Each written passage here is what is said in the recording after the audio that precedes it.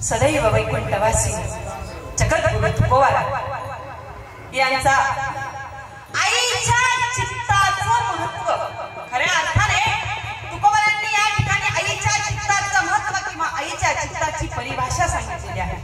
आईच्या चित्ताचं महत्व सांगणारा अभंग आज या ठिकाणी सेवेसाठी निवडलेला आहे।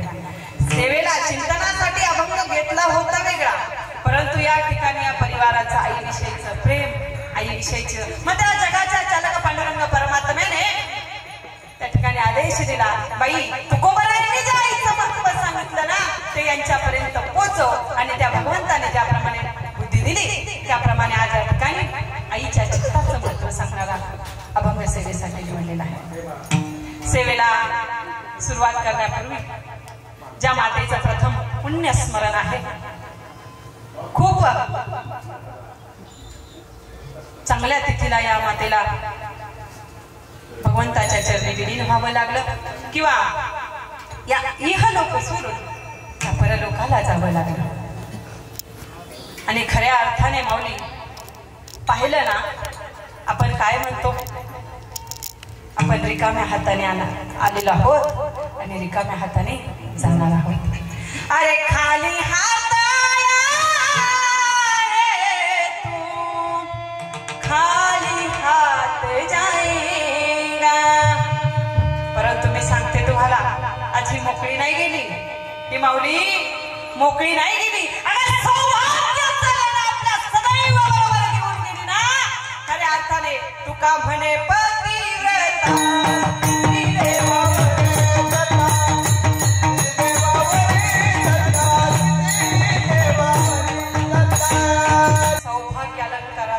महत्वाचा अलंकार, महत्वाचं सौभाग्याचं लेणं ही माऊली आपल्या बरोबर घेऊन गेली।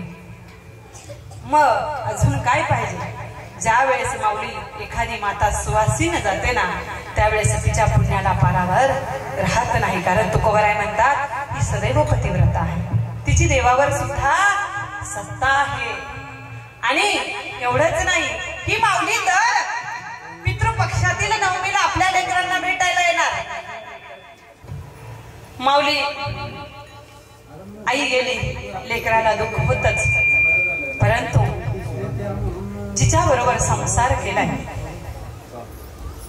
आपण काय म्हणतो जीवन जगत असताना काय होतं, अरे लग्न झालं, पती पत्नी संसारिक बंधनात अडकले, संसार चालू झाला, स्वतःसाठी बोलायला वेळ नाही, कुठपर्यंत जोपर्यंत मुलं होत नाही तोपर्यंत हे एकमेकांशी काही चार हितगुज गप्पा गोष्टी करतात, परंतु एकदा मुलं झाली की आईला या लेकराच्या सांभाळण्याची जबाबदारी, बापाला याच्या पोटाची जबाबदारी, आयुष्य पूर्ण लेकांच्या धावपळीत आता कुठेतरी। आणि खऱ्या अर्थाने या मातेचं कार्य खूप मोठं आहे। किती मोठं आहे? अरे जिच्या पतीने अखंड देशाची सेवा केली, मला आत्ताच चोपदार सरांनी सांगितलं, जिच्या पतीने अखंड देशाची सेवा केली, आपला पती देशाची सेवा करतोय, परंतु तिच्या त्या पतीच्या मागे आपल्या लेकरांना घडवलं। खऱ्या अर्थाने त्या आईने तिचं आईत्वपण किंवा मातृत्वपण जागृत केलं आणि आपला ध्वज उंचावला। आणि म्हणून आता कुठेतरी देशाची सेवा केली, निवृत्त झाले, संसार झाला, सर्व काही कार्य केलं, आता कुठेतरी माझ्या पत्नीशी मला बोलायला वेळ आहे। तेवढ्यातच काळ आला, घाला घातला आणि आईना घेऊन गेला, कारण देह हे काळाचे, धन कुबेराचे, त्या उक्तीप्रमाणे काळ आला आणि मातेला घेऊन गेला। ज्या वेळेस एखाद्या बाईचं लग्न होतं किंवा कुठल्याही जीवाचा जन्म होतो ना त्यावेळेस तो अनेक नात्यांशी जोडला जातो, आणि मग ज्या वेळेस आपल्या नात्यातलं कुणीतरी जवळच गेलं की त्यावेळेस खऱ्या अर्थाने दुःखाचा डोंगर कोसळतो। आज या परिवारातील आई गेली, खऱ्या अर्थाने दुःखाचा डोंगर कोसळला असेल, परंतु वाईट वाटून घेऊ नका, आपल्या आईचा उद्धार झाला, सौभाग्याचा अलंकार। कारण ज्या वेळेस मी अनेक वेळा ज्या ठिकाणी सौभाग्यवतीचं पुण्यस्मरणाला चिंतनासाठी जाईल त्यावेळेस सांगते की हा देह कसा आहे, ज्या वेळेस या शरीराला, आत्मा तर चिरंजीवी आहे, परंतु या शरीराला ज्या वेळेस अग्नी द्यायचा आहे, अरे नाही ही जिवंतपणी नटली, नाही जिवंतपणी नटली, सतत कष्टातच झटली, परंतु खऱ्या अर्थाने शेवट सौभाग्याचं लेणं काय, कपाळाला मळवट, गळ्यात मंगळसूत्र, नाकात नथ, पायात जोडवी, हिरवी साडी, आणि हा शेवटची अंतयात्रा माझ्या आईची. खूप सुंदर अंतयात्रा म्हणतात, नेहमी अंतयात्रा म्हणतात, आणि खऱ्या अर्थाने ही यात्रा संपुष्टात आली, आईचा उद्धार झाला. म्हणून आज या ठिकाणी अभंग घेतलेला आहे. तुकोबराय काय म्हणतात, मातेची चित्ती. आता माता, माता या शब्दाला संस्कृतात मूल शब्द आहे मातृ, म्हणून शास्त्र काय सांगतं, प्रथम मातृदेव भव. शास्त्राने सुद्धा प्रथम मातेला पूजनीय केलेला आहे. या आईला माता म्हटलेलं आहे तुकोबरायांनी. मग ही माता, माता म्हणजे काय, आई. माता म्हणजे आई, माऊली, आणि आत्म्याचं आणि ईश्वराचं मनन करून देणारी ही आई, अशी ही माता. आता आई कशी असते, आई खूप सुंदर असते. कारण आईचा स्वभाव कसा आहे, आईचा स्वभाव कसा असतो, ज्या वेळेस माणूस व्यक्त होत किंवा बोलत त्यावेळेस ते शब्द असतात. आपण जे बोलतो ते शब्द असतात, परंतु व्यक्त होत नाही, बोलत नाही, काम करत राहते. ह्या आईच्या भावना असतात. काय असतात, हृदयातील तिच्या भावना असतात. आणि एवढं सगळं करताना, आपल्या भावना या चित्तात अडकून ठेवत असताना संसार करते, समाजात वावरते. अरे व्यक्त व्हायचंय, बोलायचं आहे, परंतु तरी सुद्धा बोलत नाही ना. या तिच्या मर्यादा असतात. मर्यादाचं उल्लंघन कधीच करत नाही. तुम्ही म्हणाल मर्यादा, अरे जिवंत उदाहरण आहे ना, जिवंत उदाहरण आहे ना. डोक्याचा पदर माऊलीचा खाली पडला नाही. खऱ्या अर्थाने भारतीय संस्काराचा या मर्यादा आहेत. माझी बहिणाबाई काय म्हणते, कलियुग आलं, सगळं बदललं, आणि डोईचा पदर आला खांद्यावरी.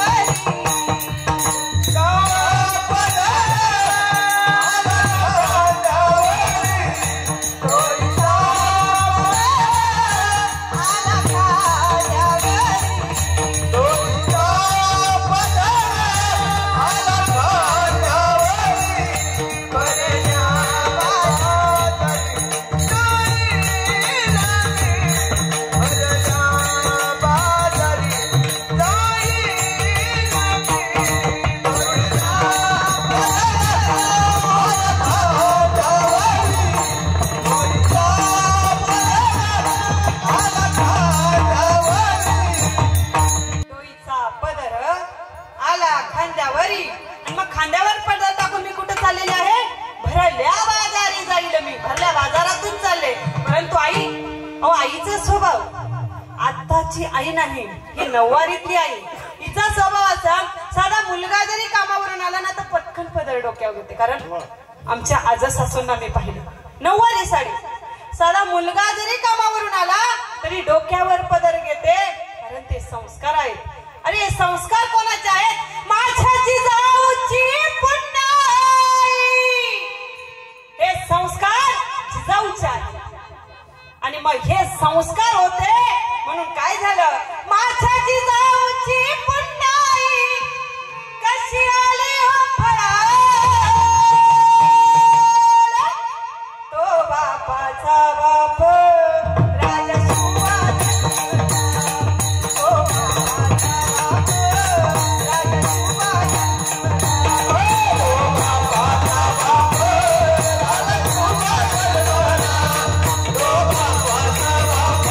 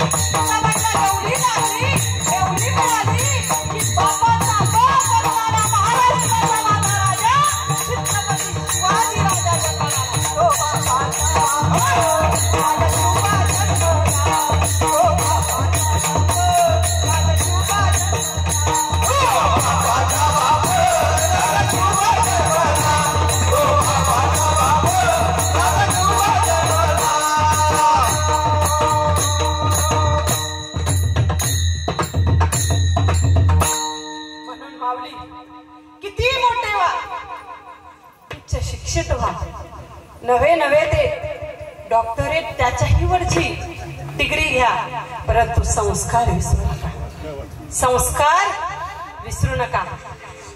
कधी कधी आम्हाला आई वडिलांचा राग येतो का? आई सांगते बाळा, आई सांगते बाळा, कोणाला वाईट बोलू नको. हे कोण सांगत असते? आई. परंतु समाजाचा नियम काय आहे माहिती का? समाजाचा नियम काय आहे? माझ्या आईने घरात प्रथम देवाच्या पाया पडायला शिकवलं, माझ्या आईने बाबाच्या पाया पडायला शिकवलं, माझ्या आईने वडीलधाऱ्यांचा सन्मान करायला शिकवलं. परंतु समाजाचा नियम एवढा बिघडला की ज्या वेळेस हाच मुलगा कॉलेजला जातो, कुठे संगती वाईट लागते आणि कुसंगतीने कुठे जरी पडला, कुठे जरी पडला, त्यावेळेस काय म्हटलं जातं? आईनेच वळण नाही. काय म्हटलं जातं? आईनेच. अरे काय तिचा अपमान आहे का? काय काय तिचं चुकलं? अरे काय चुकलं? तुम्हाला हाताचा पाळणा, नेत्राचा दिवा हे केलं ते तिचं चुकलं, पायाचा पांगुळगाडा केला हे तिचं चुकलं, पाठीचा घोडागाडी केली हे तिचं चुकलं. अरे काय चुकलं तू माझ्या आईचं? काय चुकलं? म्हणून माऊली किती शिकला, एक वेळ कमी शिका पण संस्कारी बना. काय म्हटलं मी? एक वेळ कमी शिका, परंतु अरे ज्या शिक्षणाने आई वडिलांना जर वृद्धाश्रमात पाठवायला लागत असेल तर ते शिक्षण काही जाळायचे का? काय जाळायचे? माझी भाषा पुरंदरी भाषा आहे, स्पष्ट. ज्या शिक्षणाने जर तुम्हाला आई वडिलांना द्यायला वेळ नसेल तर ते शिक्षण घेतात कशाला? हे महाराष्ट्राचे संस्कार नाहीत, हे माझ्या छत्रपती शिवाजी राजाचे संस्कार नाहीत, हे वारकरी संप्रदायाचे विचारही नाहीत. वारकरी संप्रदायाचे विचार काय सांगतात? अरे आईच्या चित्तात काय आहे? बाळाची भक्ती आहे. तुकोबराय काय म्हणतात? लेकुराचे हित वाहे माऊलीचे चित्त. परत इथं चित्ताची शब्द आलाय. चित्त या शब्दाचा अर्थ सांगते. लेकुराचे हित वाहे माऊलीचे चित्त. आता चित्त म्हणजे काय? चित्त म्हणजे काय? मनाच्या आंतरिक भावना म्हणजे चित्त. मनाच्या आंतरिक भावना म्हणजे चित्त. आतल्या भावना मी मगाशीच सांगितलं, बोलता येत नाही त्या काय आहेत? भावना आहेत. आतल्या भावना म्हणजे चित्त. आणि मग तुकोबराय काय म्हणतात? लेकुराचे हित वाहे माऊलीचे चित्त. या चित्तात फक्त बाळाचीच काळजी आहे. ऐसी कळवळ्याची जाती. जात म्हटलेला आहे, जात. इथं ज्या जातीला आपण म्हणतो ते जात नाही, म्हणजे स्वभाव. जात मराठी भाषेत आपण शब्दांना अनेक अर्थाने संबोधन करतो, परंतु या ठिकाणी जात शब्द काय वापरलाय? हिचा स्वभाव. ऐसी कळवळ्याची जाती करी लाभाविन प्रीती. स्वार्थ आहे का? नाही. लाभ. अरे आपण ज्या वेळेस कोणावरही प्रेम करू, कोणावरही, अगदी आई वडिलांवर जरी प्रेम केलं, खूप प्रेम करू, खूप आई वडिलांवर माझं खूप प्रेम आहे, आणि एक काळ असा आला की आई वडिलांनी म्हटलं, बाबा आज समाजात ज्या जिजाऊंनी संस्कार केले त्या जिजाऊचे खूप वृद्धाश्रम झाले, त्या वृद्धाश्रमाला माझी सगळी संपत्ती दान कर. करेल का? करेल का? किती आई वडिलांवर प्रेम असू दे, करेल का? नाही करणार. नाही करणार. कारण आपल्याला काहीतरी लाभ हवाय ना. लाभ. करी लाभाविन प्रीती. परंतु आईला हा लाभ पण नकोय. कोणी म्हटलं, आई अगं तुझी मला साडी दे, लेकीने माहेरी यावं. आई अगं तुझी ती साडी खूप छान आहे, मला देतेस का? दुसऱ्या क्षणी आईने कपाटातून साडी काढावी आणि लेकीला देऊन टाकावी. करी लाभाविन प्रीती. आणि हेच जर आपण 15,000ची साडी घेऊ दे, आईने म्हणा, बाळा मला तुझी साडी खूप आवडली. नाही ग आई, मी लग्नासाठी घेतली. आपला लाभ असतो, आपला स्वार्थ असतो, परंतु आईचं तसं नाही. करी लाभाविन प्रीती. आणि हेच तुकोबराय काय म्हणतात? मातेची या चित्ती. चित्त. चित्ताचा अर्थ सांगितला आंतरिक मन. सत्व रज तम हे गुण ज्याच्यात भरलेले असतात ना, ते चित्त. आणि या चित्ताला आपण ते चित्त नाही कळलं तर हृदय, पण हृदय कसं दाखवता येतं, चित्त दाखवता येत नाही. म्हणून या हृदयात आईच्या काय आहे, फक्त बाळाचीच व्याप्ती आहे, फक्त बाळाचीच प्रीती आहे. व्याप्ती एखाद्या पाण्याच्या भांड्यात किती पाणी बसेल म्हणजे ते किती व्यापतंय, त्याप्रमाणे आईच्या चित्तात सर्वत्र काय आहे, पाण्याच्या भांड्यात फक्त पाणीच आहे.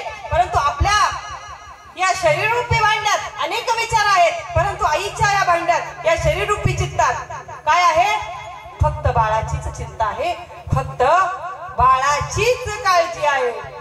अवघी बाळकाची व्याप्ती. कारण किती संकट येऊ दे, किती दुःख येऊ दे, परंतु बाळाला विसरत नाही. जर 2-3 वर्षाचं बाळ असेल, पती पत्नीचंच घर असेल आणि आई खूप आजारी पडू दे, तरी सुद्धा उठणार आणि मुलांना स्वयंपाक करणार, कारण हा तिचा स्वभाव आहे.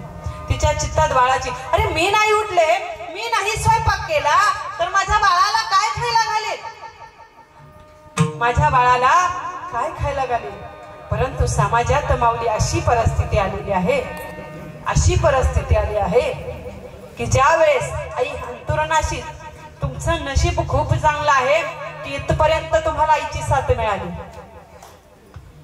कारण जीवनात आई वडील मिळायला सुद्धा खूप भाग्य येतं. कोरोनासारखी महामारी आली, चिमुकली अनाथ झाली, आई वडिलांची छत्रछाया मिळाली नाही. परंतु एवढ्या संकटातून सुद्धा तुम्हाला आई मिळाली, हे तुमचं भाग्य आहे. परंतु काही ठिकाणी देव देतो, परंतु आम्हाला त्याची किंमत कळत नाही.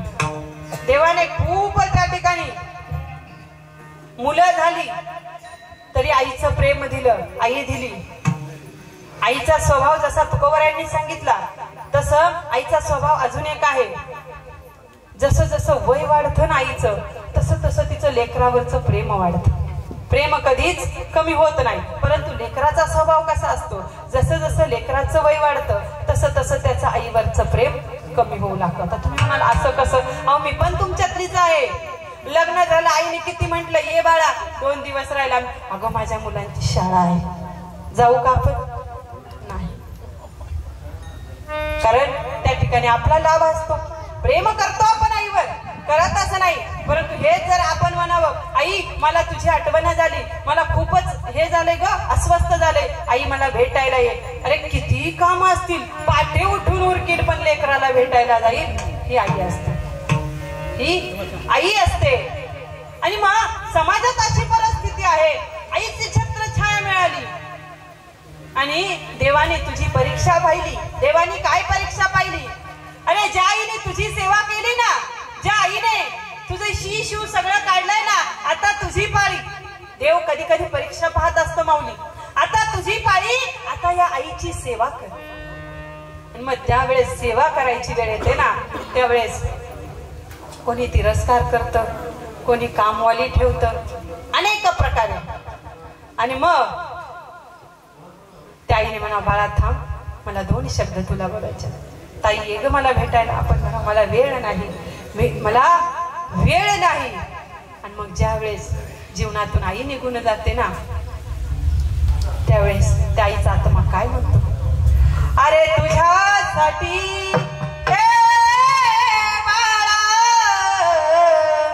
अरे तुझ्यासाठी जीवन जाळीले रे बाळा, तुने नाही पाणी पाहिले.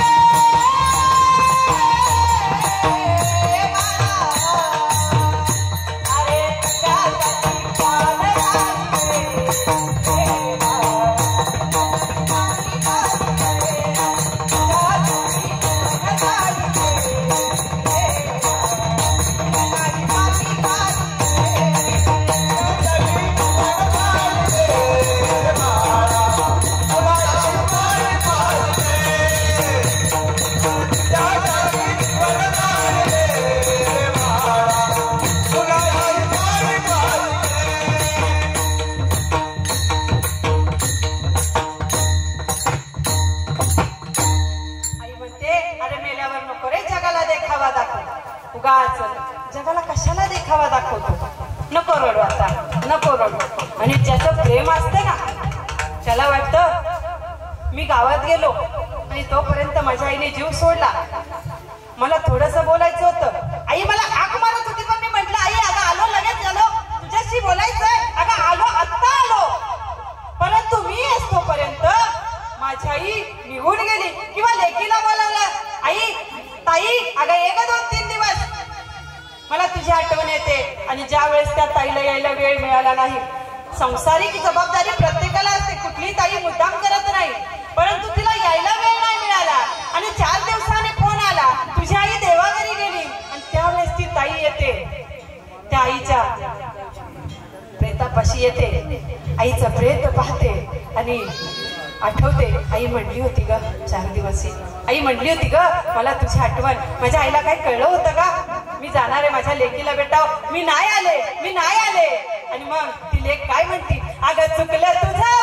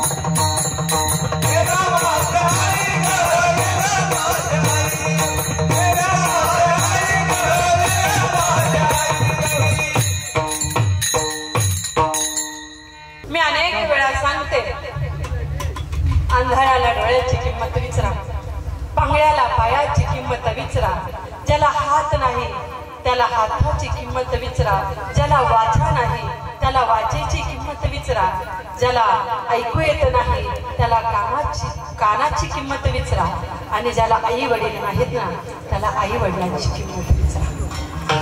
हे आपल्याला नाही कळणार, आपल्याला, कारण आपण म्हणतो आई वडील माझेच आहेत, अनेक तीर्थयात्रा करतो, अनेक तीर्थयात्रा डुंडाळतो देवाचं दर्शन करण्यासाठी, परंतु संत काय म्हणतात, अरे तुझं आहे तुझं पाशी, अरे तू जागायची. आज प्रयागला खूप मोठा कुंभमेळा झाला, खूप मोठा कुंभमेळा झाला. अनेक जण त्या ठिकाणी गंगा स्नान करण्यासाठी गेले, काही जण काशीला पुण्य मिळवण्यासाठी अनेक पुण्य मिळवलं. परंतु तुकोबराय काय म्हणतात, हे काशी तीर्थयात्रा सगळं कुठं आहे, आईच्या चरणापाशी. माय बापे केवळ काशी न जावावे तीर्थाशी. सगळ्याचं दर्शन होईल, फक्त काय कर, आई वडिलांचं दर्शन घे. अरे ज्याप्रमाणे भगवान कृष्णाच्या मुखात सर्व सृष्टी दिसत होते ना, त्याप्रमाणे आईच्या चरणाजवळ सर्व 33 कोटी देवांचा वास आहे. मी सांगत नाही, देव सांगतात.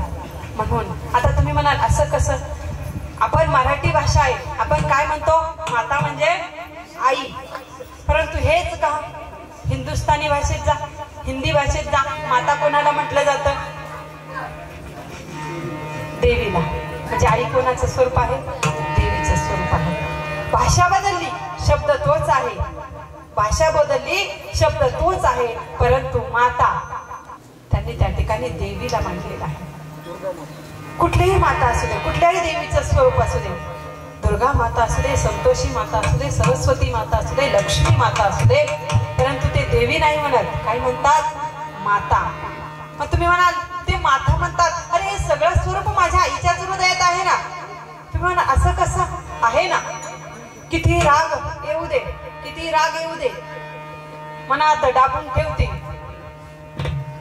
संतोषी. आज माझा मुलगा चुकला, आज माझा मुलगा चुकला, हातात लाटणं घेते दुर्गा माता, दुर्गा माता. मुलाला शाळेत घातलं, परंतु माझ्या मुलाचा अभ्यास घेतला पाहिजे, त्याच्याजवळ अभ्यास घेण्यासाठी बसते ती सरस्वती माता. माझ्या बाळाला कधीच काही कमी पडू नये म्हणून पैशाची व्यवस्था करते ती लक्ष्मी माता.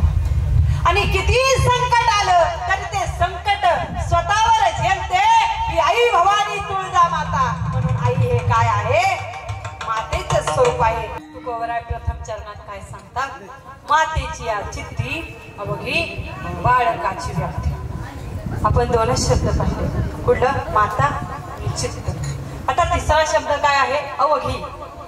आता अवघी, अवघी, अवघी या शब्दाला सुद्धा अनेक अर्थ आहेत. कधी कधी आपण अवघी म्हणजे काय म्हणतो, वेळ, पण या ठिकाणी वेळ नाही. अवघी म्हणजे फक्त आणि फक्त, केवळ. अवघी या शब्दाचा अर्थ काय आहे, केवळ आणि फक्त.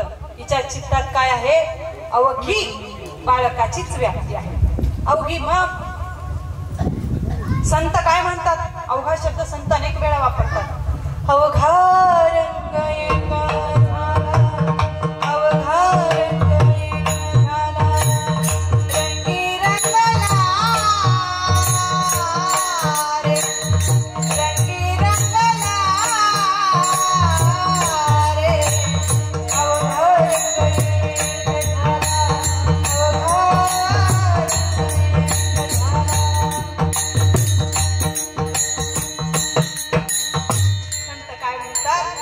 अवघा अवघा रंग एक झाला, एकच रंग, केवळ एकच रंग झाला. कुठला, पांढरा, पांढरा रंगी रंग, श्रीरंग. या श्रीरंगालाच काय म्हणतात, रंग. ही सगुण भक्ती आहे वारकरी संप्रदायाची. पण हा वारकरी संप्रदाय सगुणही भक्ती करतो आणि निर्गुणही भक्ती करतो. मग हिंदी संत काय म्हणतात, रंग नाही रूप नाही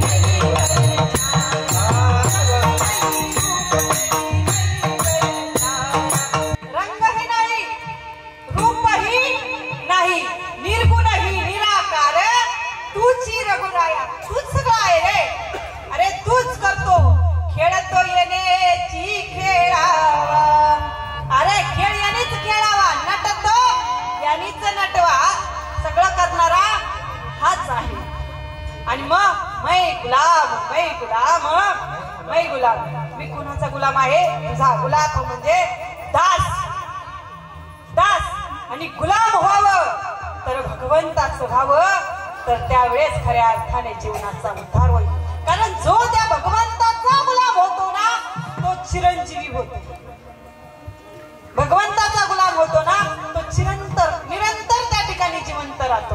म्हणून संत स्वतःला भगवंताचा काय म्हणतात? मै गुलाम तेरा हरीचिया दासा हरी दाही दिशा. आम्ही कोण आहे? हरीचा दास आहोत. मै गुलाम तेरा. आणि मग अवघा शब्द परत माऊली वापरतात. अवघाची संसार सुखाचा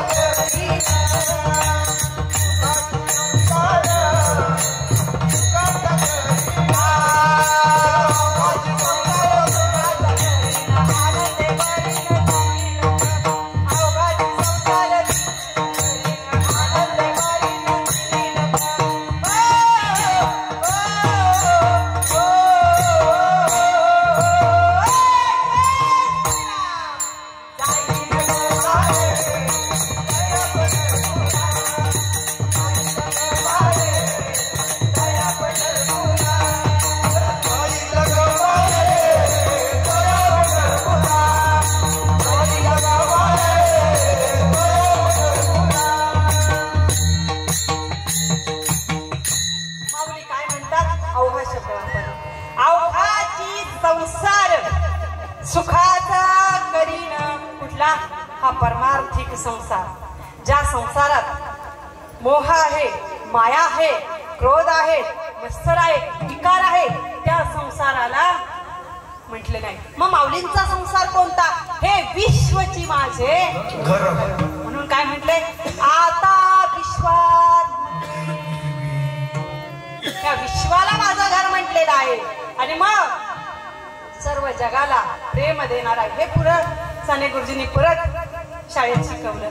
खरा तो एकची धर्म जगाला प्रेम पावे. जगाला प्रेम द्यायचं हा धर्म म्हटलेला आहे. ज्या धर्माविषयी आपण म्हणतो ना, संतांनी या धर्माची परिभाषा सांगितली. म्हणून पुन्हा लेखकांनी तीच अवलोकन केली. खरा एकची धर्म जगाला प्रेम अर्पावे. आणि म्हणून माऊली काय म्हणतात? अवघाची संसार सुखाचा करी आणि सुखाचा करणार. आणि मग काय करणार? आनंदे भरीन तिन्ही लोक.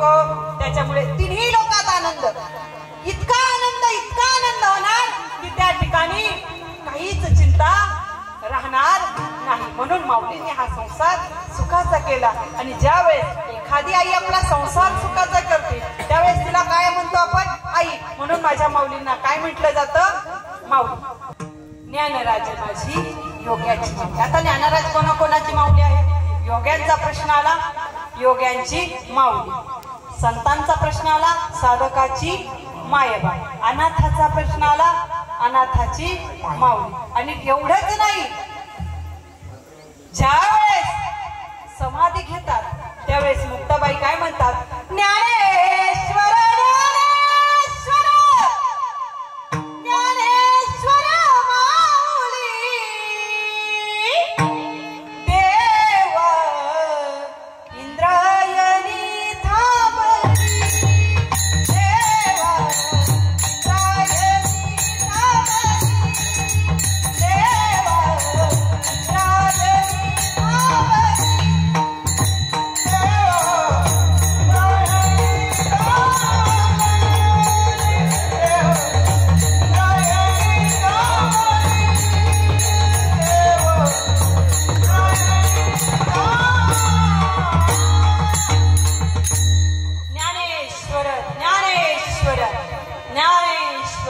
माऊली देवा रायने सांगितलं. नाथ महाराज अभंगात वर्णन करतात.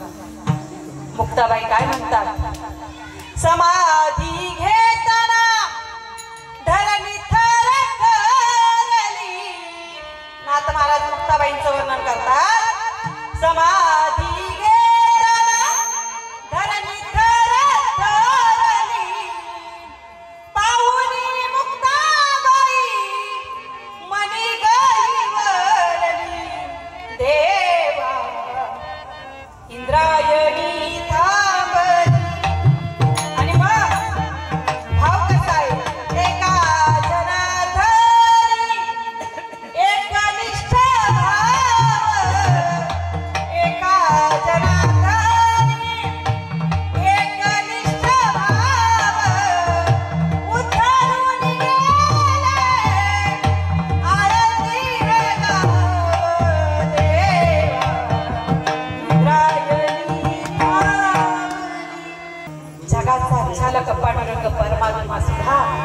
माऊलींच्या समाधीला वेळाला नामदेवरायांनी खूप छान वर्णन केलेलं आहे. नामदेवरायांनी खूप छान त्या समाधीचं वर्णन केलेलं आहे. पांडुरंग परमात्मा रडायला लागला. आई साहेब रुक्मिणी म्हणतात, देवा का रडता, का रडता? अगं ही एकच तत्व असं पाहिलं ते समाधी घेतलंय. आणि मग त्यावेळेस भगवंत कोणाला धन्यता देतात? माऊली, ज्यावेळेस आपण चांगलं कार्य करतो ना त्यावेळेस संत आणि भगवंत आई वडिलांना धन्यता देतात. आणि ज्यावेळेस आपण वाईट कृत्य करतो ना त्यावेळेस समाज आई वडिलांना अवहेलना देतात. आणि मग चांगलं कर्म करा तेव्हा देव सुद्धा आपली स्तुती करतात. त्यावेळेस पांडुरंग परमात्मा म्हणतात, अगं धन्य जयाची खुशी ज्ञानदेव. तिची खुश किती धन्य असेल, तिच्या खुशीत ज्ञानदेव जन्मले, जगाचा संसार केला. म्हणून अवघी बाळकाची व्याप्ती. आता बाळक म्हणजे स्वतः आपण किंवा आईचं बाळ. ज्यावेळेस एखादी स्त्री आपल्या बाळाला जन्म देते खऱ्या अर्थाने तिला मातृत्व प्राप्त होतं आणि ती माता बनते. म्हणून या आणि माता झाल्याबरोबर तिच्या चित्तात काय आहे? फक्त अवघी बाळकाची व्याप्ती. फक्त बाळाचीच काळजी आहे, बाळाचंच प्रेम आहे, सर्व काही बाळाचंच आहे. आणि मग आयुष्यभर जिने माझ्यावर खूप प्रेम केलं, खूप प्रेम केलं आणि ही आईच जर निघून गेली तर किती हाका मारलं ना तरी येत नाही. अगोदरच सांगितलं. परंतु एक कवी काय म्हणतो, अगं कुठे गेली माझी आई, ए आई, अगं कुठे गेली माझी आई, मला करत नाही ग. कवीने या भावना यांना लेकीविषयी सांगितलेल्या आहेत. जोपर्यंत आई आहे ना तोपर्यंत लेकीला माहेरात आलं की असं वाटतं माझंच सगळं. तिच्या मांडीवर डोकं ठेवायला मिळतंय, आई पाठवण घासते, आई केस धुते, सगळं माझंच. ज्यावेळेस आई निघून जाईल आणि माहेराला आलं ना मग त्यावेळेस तिची भावना सुद्धा हेच होती. अगं कुठे गेली माझी आई, मला करमत नाही ग, ये ना माझे आई ग, ये ना माझे आई ग, ये ना माझे आई ग.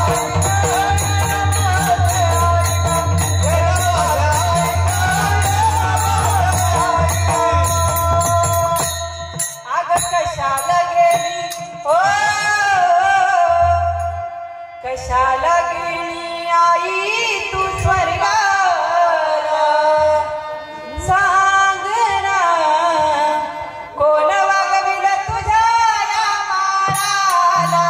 कशाला गेली आई तू स्वर्गाला, सांग ना कोण वागविल तुझ्या या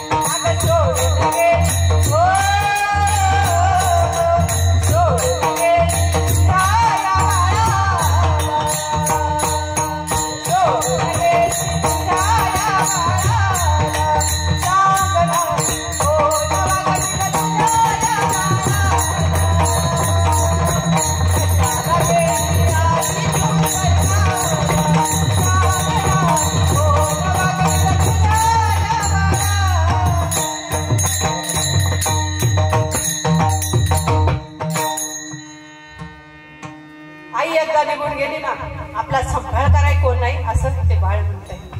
परंतु तुकोबराय काय म्हणतात, आईला बाळाने किती त्रास देऊ दे किंवा आईला शेतात किती त्रास होऊ दे, परंतु ज्या वेळेस ती घरी येते ना बाळाला जवळ घेते सर्व शीन भाग निघून जाते. देह विसरे आपला जवळ घेता शीन गेला. दुसऱ्या चरणात तुकोबराय काय सांगतात, दिवसभर रानात राब राब राबली, खूप शीनभाग म्हणजे हिला कष्ट खूप झाले, शरीर शारीरिक वेदना होत आहेत, खूप क्षीण झाला. आणि ज्या वेळेस आपण शीन या शब्दाचा अर्थ राग काढतो, राग, शीन या शब्दाचा अर्थ राग काढतो, या ठिकाणी तुकोबारायांनी याचा अर्थ राग नाही काढलेला, कष्ट, खूप क्षीण झालेला आहे, थकलेली आहे, दिवसभर काम करून थकलेली आहे. परंतु ज्या वेळेस ही घरी आली, बाळाला जवळ घेतला आणि त्यावेळेस सर्व शीन भाग नाही झाला, जवळी घेता शीन गेला. आपल्या बाळाला तानं लेकरू असू दे, अरे हिरकणी एवढा मोठा डोंगर चढली, कशासाठी, बाळासाठी. मग ही आई आहे, कारण ती कोण आहे, आई आहे. मग ही आई किती कष्ट करू दे, ज्या वेळेस पाय दुखतायत, कंबर दुखतीये, खूप वेदना होत आहेत, भूक लागलेली आहे, परंतु ज्या वेळेस ही बाळाला घेते, त्याला स्तनपान करते किंवा आपल्या बाळाला मांडीवर घेते, त्याच्या चेहऱ्यावरून हात फिरवते, सर्व शीन भाग, फक्त त्या बाळाने गोड हसावं, सगळा शीन भाग निघून जातो, जवळी घेता शीन गेला. आता या दुसऱ्या चरणात पहिला शब्द काय आहे, देह, देह. मग या देहाचं काय आहे, देह आपला आहे का, आपला नाही, देह आपला नाही. मग आपण का जगतो, का त्याच्यावर प्रेम करतो.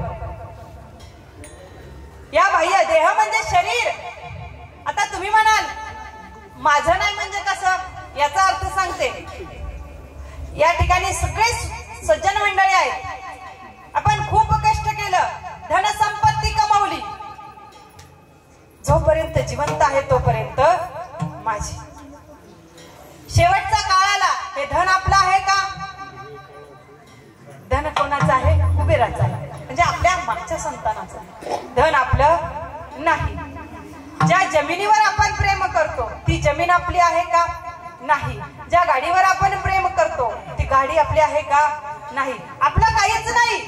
ज्या शरीरावर मी बाह्य रंगाने प्रेम करतो, अंतरंगात कधीच डोकूनच पाहिलं नाही, परंतु बाह्य रंगाने किती जरी नटलो तरी हे शरीर आपलं आहे का. अहंकाराने ज्या शरीराला तू माझं माझं म्हणतो ना, या शरीराची शेवटी काय होणार आहे, मातीच होणार आहे. अरे या शरीरावर प्रेम करू नको, अंतरंगातून त्याने हे शरीर प्राप्त करून दिलं ना, त्या आई वडिलांवर आणि त्या भगवंतावर प्रेम कर, या शरीराचं सार्थक झाल्याशिवाय. तुम्ही म्हणाल देह माझा आहे, देह तुझा नाही. मग तुम्ही म्हणा मी खूप जगणार आहे. अरे भगवंत अर्जुनाला सांगतात गीतेत, देहाची गावालिया जन्म मृत्यूची सोहळ्या, ना म्हणे धनंजया जया परी. अरे या देहाच्या गावाला आले ना, एकच आहे, पुनरुपी जनरम पुनरुपी मरणम संसारे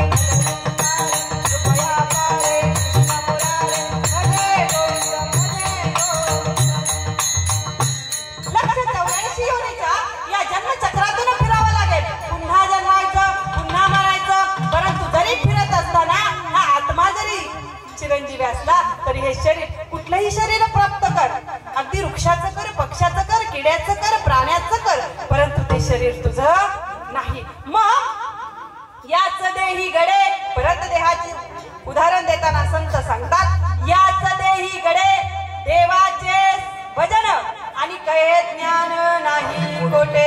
म्हणून देहाच्या गावाला आल्यावर काय करा, याच देहाने भगवंताचं नामस्मरण करा. कुत्र्याने ठरवलं कीर्तनाला बसायचं, माणसं दगडी मारून हाकलून देतील, बसून देणार नाही.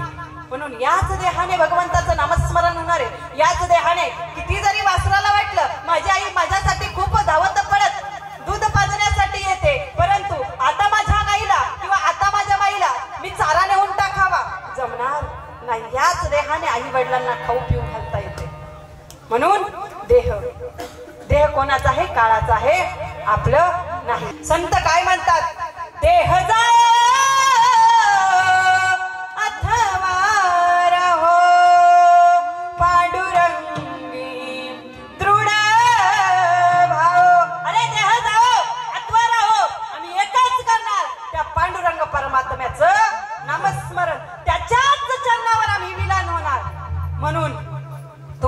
प्रत्येकाला देह आहे, शरीर आहे ना, जाणवतंय ना सगळ्यांना आहे. मग या देहात काय दिलंय? दिले इंद्रिय, हात पाय कान डोळा बोलाय मुखवचन, जेणे तू जोडीसी नारायण नासे जीवपण. इंद्रिय दिलेले, हात पाय कान. मग हात, दोन हात सगळ्यांनी वर करा. आहेत का हात? दाखवा, सगळ्यांनी दाखवा. मग या हाताचा उपयोग एवढाच करायचा, वर ठेवा. या हाताचा उपयोग एवढाच करायचा. विठोबा कुमार कुमार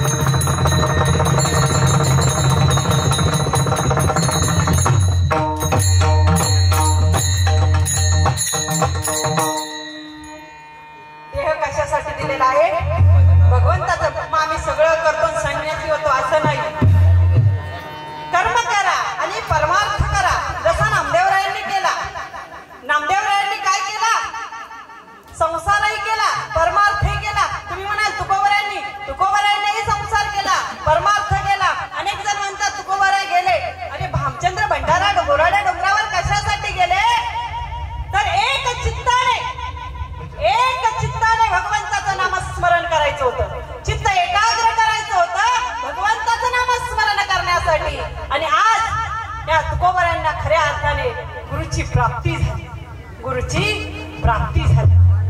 म्हणून माऊली देहाचं सार्थक करा. दुर्लभ हा मनुष्य देह प्राप्त झालेला आहे. मग जीवनात आल्यानंतर काय करा? या देहाचं जर सार्थक करायचं असेल तर जिवंत उदाहरण देशाची सेवा करा. आता सगळ्यांना देशाची सेवा करत नाही, परंतु माऊली माझा शेतकरी राजा लोकांना अन्न खायला देतो ना, ही खऱ्या अर्थाने सर्वात मोठा देशभक्त आहे. माझ्या शेतकऱ्यानेच नाही पिकवलं तर तुम्ही काय खाता? आम्ही किती डॉक्टर इंजिनियर वकील झालं तर पैसा तर कोणी खाऊ शकत नाही. मग खऱ्या अर्थाने देशाची सेवा करा. दुसरं म्हणजे आई वडिलांची सेवा करा. किती मंदिरं पाहिली, तीर्थयात्रा केली, आणि जर आई वडिलांच्या घरात पायावर नतमस्तक होत नसेल तर तुझ्या त्या तीर्थयात्रेचा काही उपयोग नाही. कबीरदास म्हणतात, मैं तो मंदिर गया पूजा आरती की, पूजा करती समय एक खयाल आ गया. कधी माँ बाप की सेवा की ही नहीं, सिर्फ पूजा कराने से क्या फायदा.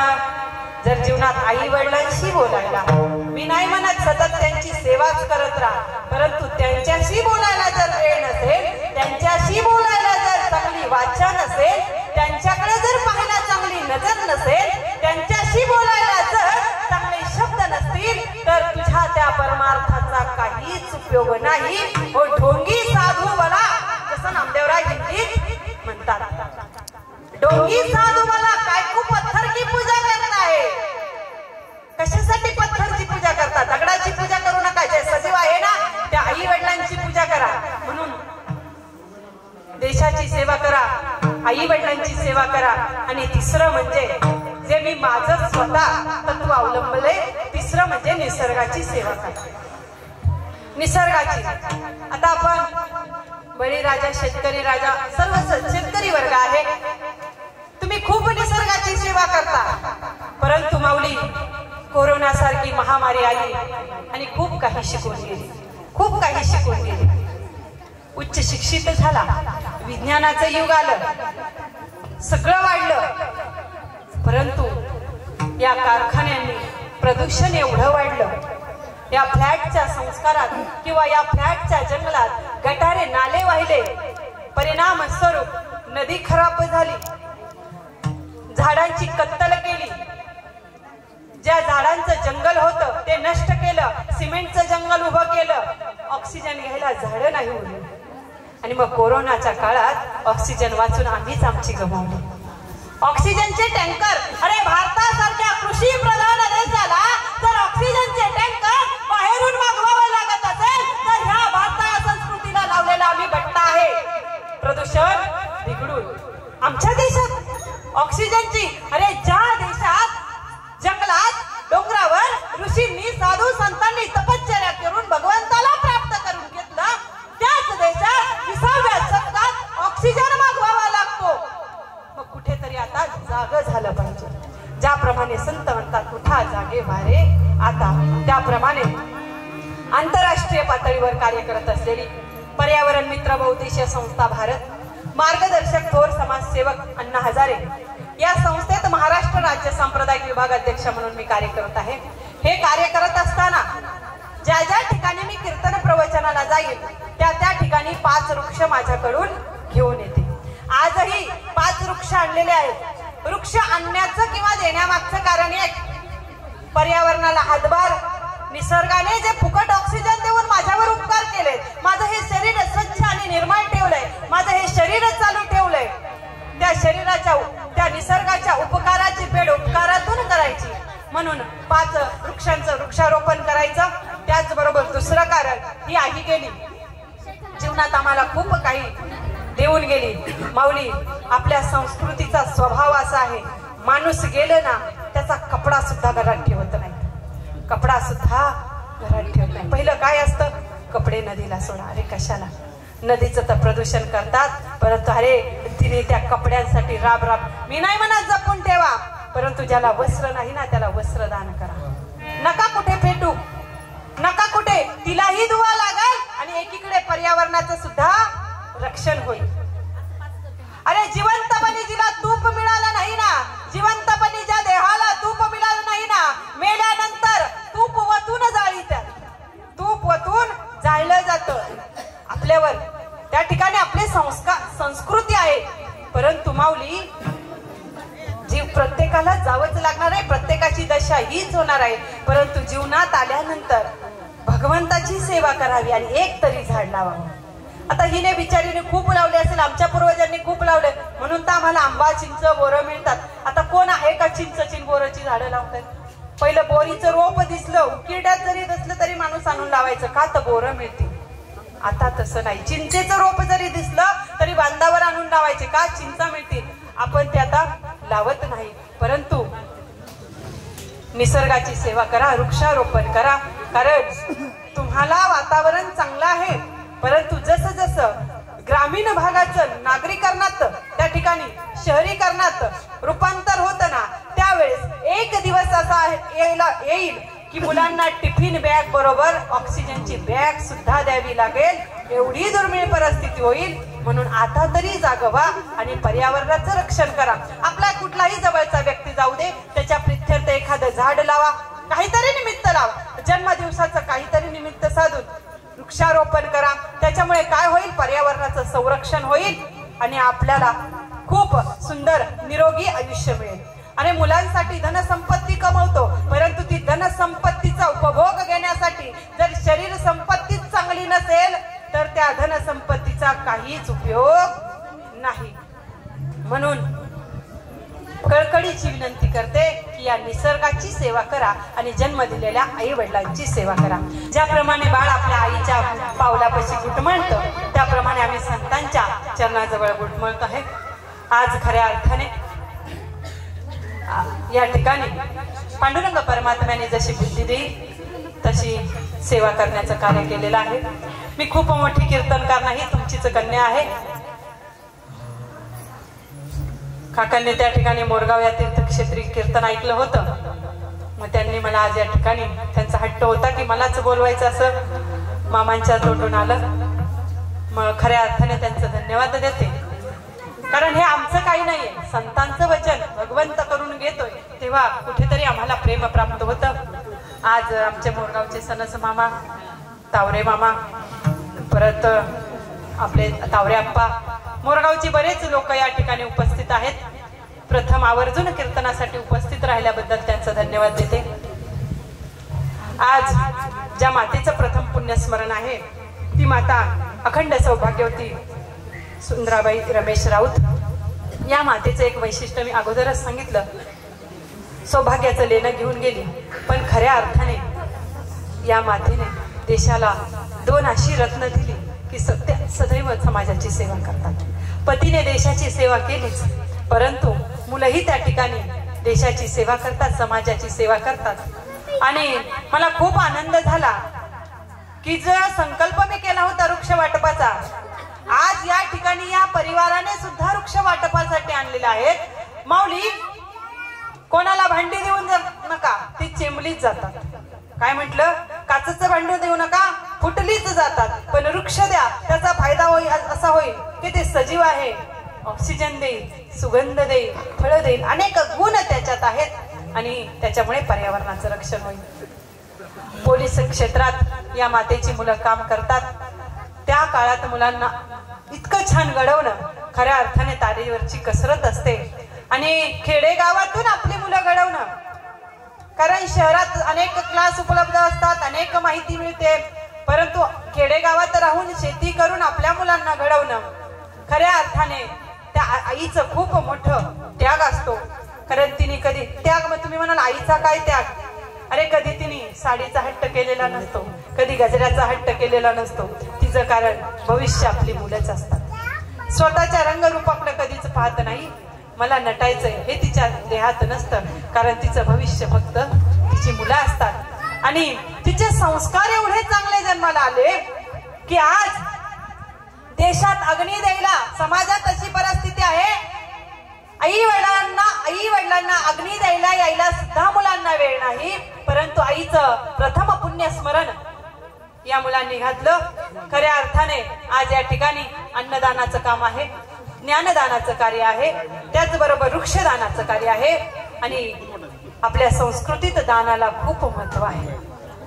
भगवान देतो, परंतु ज्याप्रमाणे भगवंताची द्यायची दानत आहे ना, त्याप्रमाणे आपलीही इतरांना द्यायची दानत पाहिजे. आणि ही दानत या परिवारात आहेत, कारण यांचं बीज शुद्ध आहे. शुद्ध बीजापोटी फळे रसाळ, बीज शुद्ध आहे. म्हणून आज या ठिकाणी येण्याचं संधी मला प्राप्त झाली. खऱ्या अर्थाने या आईला आज जागा प्राप्त होईल. हे मी गरुड पुराणातलं सांगितलंच नाही, कारण वेळ पण आता खूप कमी आहे. आत्म्याचा वर्षभर प्रवास चालू असतो. दशक्रियेला कधीच आत्मा मुक्त होत नाही, गरुड पुराण सांगतं. आत्म्याचा वर्षभर प्रवास चालू असतो. आपला एक मासिक श्राद्ध, आपण जो महिना जेवायला घालतो त्याला यमाचा 1 दिवस म्हणतात.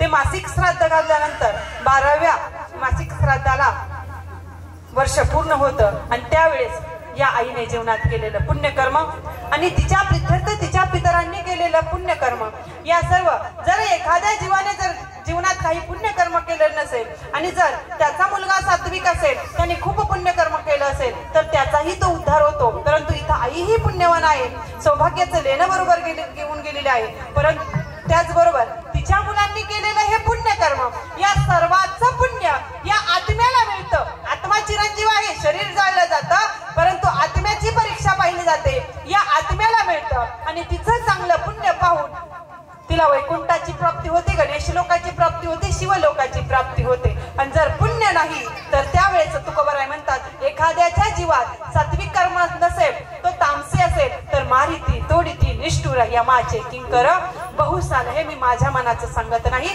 संतांचे शब्द आहेत. ज्ञानेश्वर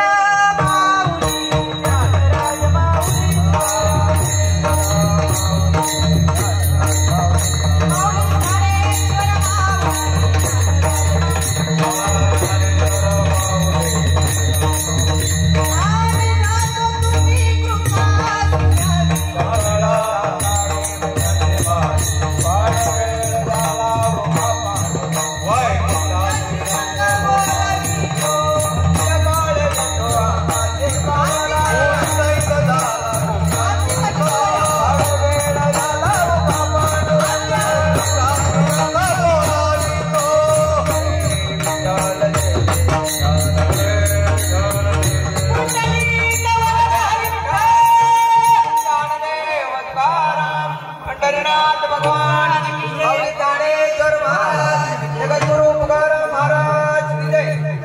पर्यावरण मित्र बहुउद्देशीय संस्था भारत मार्गदर्शक थोर समाजसेवकांना आजारे आज या ठिकाणी भोर तालुक्यात राऊताजींचं प्रथम पुण्यस्मरण आणि पुण्यस्मरणानिमित्त कीर्तन सेवा झाली आणि नियमित संकल्पाप्रमाणे आज या ठिकाणी 5 वृक्ष परिवाराला दिले आहे। वृक्ष देण्यामागचं एक कारण आहे आईची सजीव आठवण। ज्याप्रमाणे या आईने या मुलांचा सांभाळ केला त्याचप्रमाणे या आईच्या आठवणी स्वरूपी वृक्षांचा सांभाळ करून निसर्गाला हातभार लावावे एवढ्या त्या ठिकाणी परिवाराच्या प्रार्थना करताना थांबते रामकृष्ण।